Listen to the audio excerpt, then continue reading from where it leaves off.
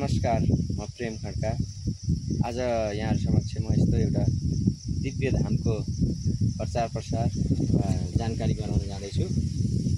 यो चाहिँ दोलखा जिल्लाको पहिलाको जफे गाविस वार्ड नम्बर 6 मा र अहिले चाहिँ तामाकोशी गाउँपालिका सायद 2 नम्बर हुन सक्छ अहिलेको चाहिँ। अनि यो स्थानमा रहेको दिव्य धाम, दिव्य मन्दिर एकदम शान्त प्रकृतिमा र अगाडि यो स्वामीको सुन्दर वृक्ष, यहाँ सेती देवीको शिला, जहाँबाट चाहिँ भगवान कालेश्वर त्यसै गरी हो अब यो बर्ती बगैँचा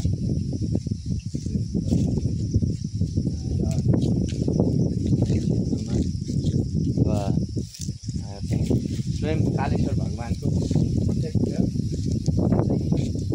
प्राकृतिक आसन।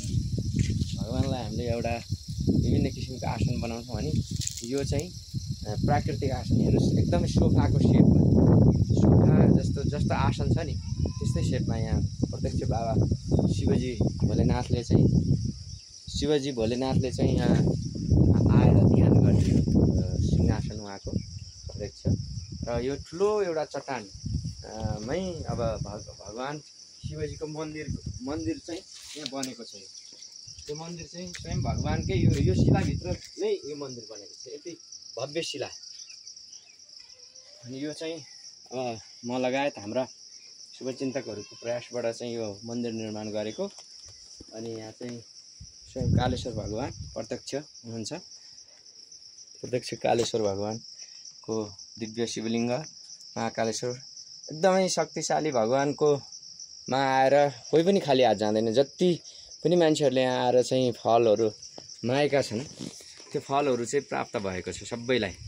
त्यस कारणले चाहिँ यस्तो दिव्य शिवजीको चाहिँ यो प्राकृतिक स्थान अनि त्यो यो भगवानको धाम। त्यस्तै गरी अब यो यहाँ चाहिँ पहिला अब भूकम्पभन्दा अगाडि चाहिँ भजनका पार्टीहरू सबै थिए। भजन गर्ने, प्रवचन गर्ने, सत्सङ्ग गर्ने ठाउँ थियो। यतापट्टि घर थियो। त्यो सबै चाहिँ भूकम्पले भत्काइसकेपछि अब चाहिँ पुनर्निर्माण चाहिँ हुन सकेको छैन। तर पनि अब यहाँ त्यत्तिकै शान्त, सुन्दर, सुशील, आनन्दको यहाँ महसुस गर्न सकिन्छ। तपाईहरुलाई नि समय मिल्यो भने अवश्य पनि यस ठाउँमा आएर दर्शन, अवलोकन, भ्रमण गर्नुहोला। स्वयं कालेश्वर बाबाको चाहिँ दर्शन गरेर भक्ति प्राप्त गर्नुहोला भन्दै मैले एउटा सानो जानकारी चाहिँ यहाँ दिएँ। साथमा मेरो छोरी यशस्वी पनि आएको छ, हाम्रो तल गीता दिदी हुनुहुन्छ।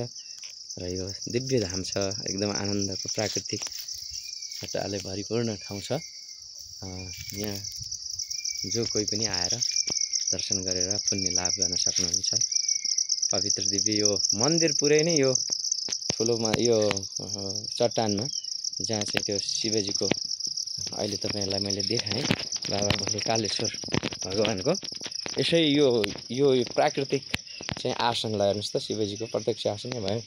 बारम्बार चाहिँ मान्छेहरूले प्रत्यक्ष शिवजीले चाहिँ यो आसनमा बसेर दर्शन गरेको, के अरे ध्यान गरेको धेरै भक्तजनहरूले दर्शन गर्नुभएको छ। त्यसकारण यो पवित्र दिव्य स्थान तपाईहरुलाई मैले दर्शन गराएँ। अब